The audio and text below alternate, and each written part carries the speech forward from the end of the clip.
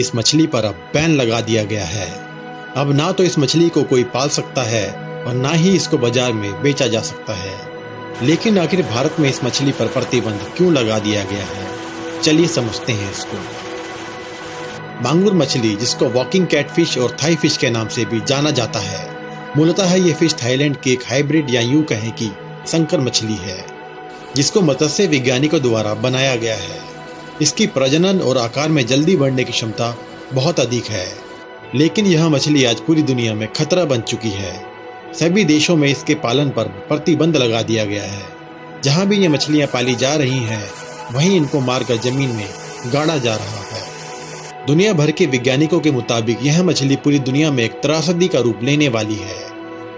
इसलिए जितना जल्दी हो सके इस हाइब्रिड मछली को नष्ट किया जाना चाहिए। बता दें कि देसी मांगुर मछली देखने में मडी ब्राउन और आकार में छोटी होती है, वहीं इसके विपरीत थाई मांगुर आकार में बड़ी और काली रंग की होती है। जहां देशी मांगुर अमूमन 2 से 250 ग्राम की मिलती है, वहीं विदेशी मांगुर बाजार में 2 से 10 किलो तक की उपलब्ध है।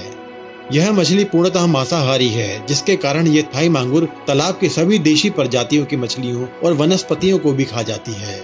इसका अंदाजा आप यहीं से लगा सकते हो कि अगर किसी तालाब में 150 किस्म की मछलियों की प्रजातियां हैं और अगर उधर कुछ मांगुर मछलियों को छोड़ दिया जाए तो वहाँ सिर्फ एक ही प्रजाति बचेगी, यानी मांगुर मछली। इस थाई मांगुर मछली को प्रयागराज की गंगा नदी में भी देखा गया है। इस मछली को इंसान के मांस से भी कोई ऐतराज नहीं है। सही मायने में कहा जाए तो ये एक प्रीडेटर मछली है, जो इंसानों और पर्यावरण के लिए एक बेहद गंभीर खतरा है।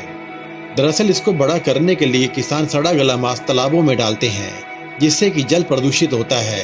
साथ ही साथ थाई मांगुर में हैवी मेटल भी पाया जाता है। यही वजह है कि इसे खाने से मनुष्य में हृदय रोग, डायबिटीज और थायराइटिस के अलावा कैंसर जैसी गंभीर रोग होने का खतरा बना रहता है।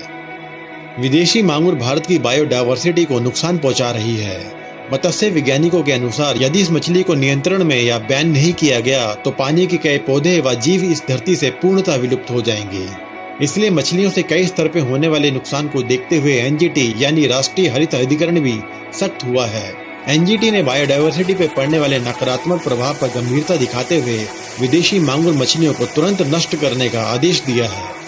एनजीटी ने कहा है कि देश भर के सभी ताल, तालाबों और नदियों में विदेशी मांगुर मछलियों के पालने की इजाजत नहीं दी जाएगी। इसके अलावा देशी यानी भारतीय मांगुर मछलियों पर कोई प्रतिबंध नहीं लगाया गया है, क्योंकि ये भारत की बायोडायवर्सिटी और इकोसिस्टम का हिस्सा है, इसलिए इसका पालन किया जा सकता है।